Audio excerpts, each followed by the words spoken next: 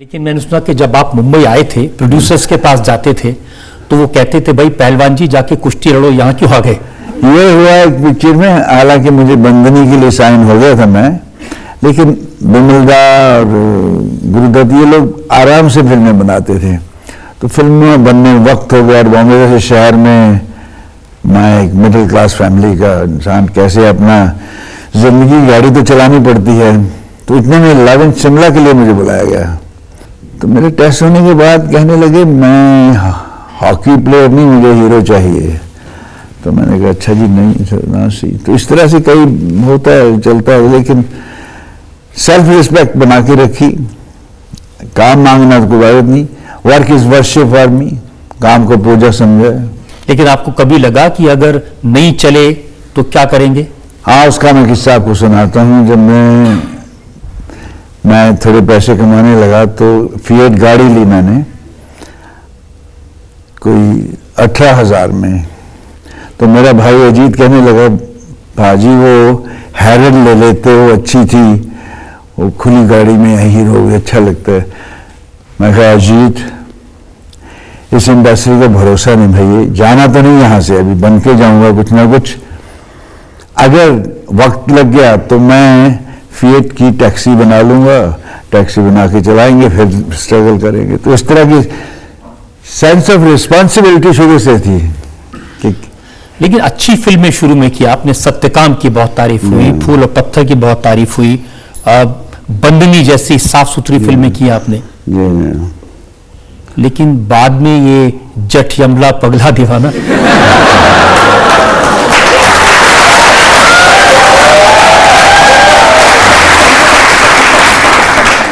इसमें भी एक पन है साहब, ये भी एक सीधा साधा किरदार, जो ट्रक ड्राइवर, उसको पुलिस बनना पड़ा। It was a revenge story, फिर भी थ्रू आउट कॉमेडी की है। कॉमेडी चलती, सिचुएशनल कॉमेडी थी, और कॉमेडी पता नहीं क्या है, मुझे बहुत इजी लगती है।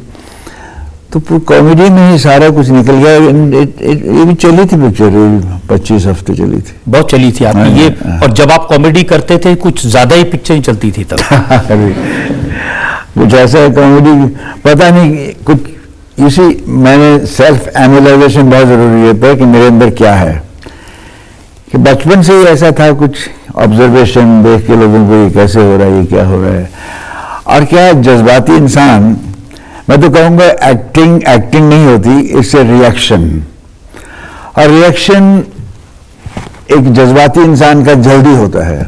आप उसको प्यार से बुलाएंगे, या कुछ किसी दुखी को बेचारे को चोट लगी, यार इसको पकड़ो, इसको ले जाओ जल्दी से, अपसेट हो जाता। और किसी ने कुछ कहा, गुस्सा कर जाता, तेरी तो वो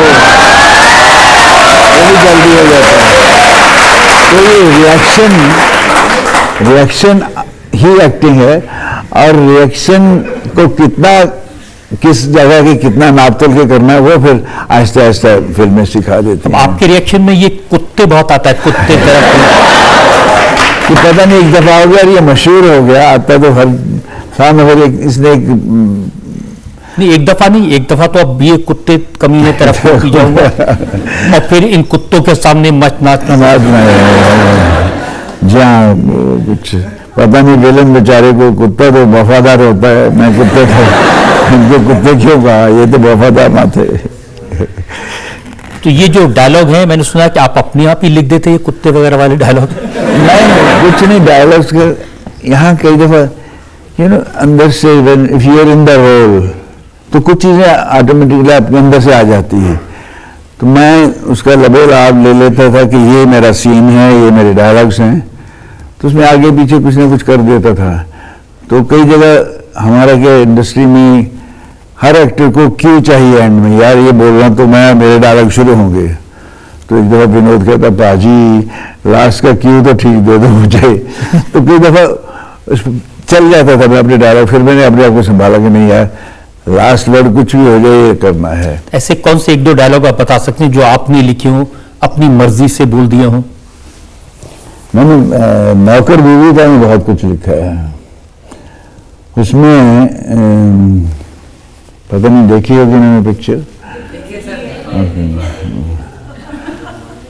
तो उसमें हीरोइन मुझे किराए का पति बना लेती है। वो बचपन में वो मेरी मंगेतर थी, बाद में मैं हालात में बदला तो मैं कहा कि मैं पति तो हूँ, सोना दो इधर बेडरूम में। कहती नहीं नहीं यहाँ नहीं, चलो अंदर। बाथरूम में धक्का दिया, मुझे अंदर गया तो मैंने यार ये बाथरूम में, तो हम बचपन में वो लूडो खेलते थे ना, डायस होता, तो मैं डबिंग में भी ठीक कर जाता हूँ कई दफ़ा। तो मेरा मुंह इधर था, तो मैंने कहा देखूं क्या कर क्या रही है ये। तो मैं जब इधर घूमा तो मैंने कहा इतना बड़ा लूडो खेलने वाला कहाँ से ले आई। तो उसमें लोगों की इतनी हंसी आई, मैंने लेडीज को देखा, दे लो लाफिंग। तो इस तरह से एक्टिंग। जो शोले का मौसी वाला डायलॉग वो भी उसने आपने लिखे थे? नहीं, उसमें जी मैंने लगाया था।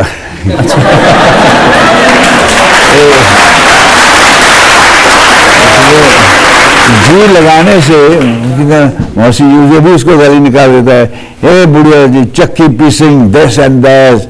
तो उसके बाद ही जब निकालते रहो मंजूर है आ जाओ, आ मौसी जी आ रहा हूँ, तो वो जी लगाने से और अच्छा है। तो आ जाता ऑटोमेटिकली हो जाता। तो कुदरत की देन है कि मैं जो फ्लो में, घर में भी हम होते हैं कि माँ ने कुछ पैसे प्लीज दीजिए माँ, तो 4 आने दे दो ना, फिल्म जाना है, तो जी लगा के जरा थोड़ा हो जाता है।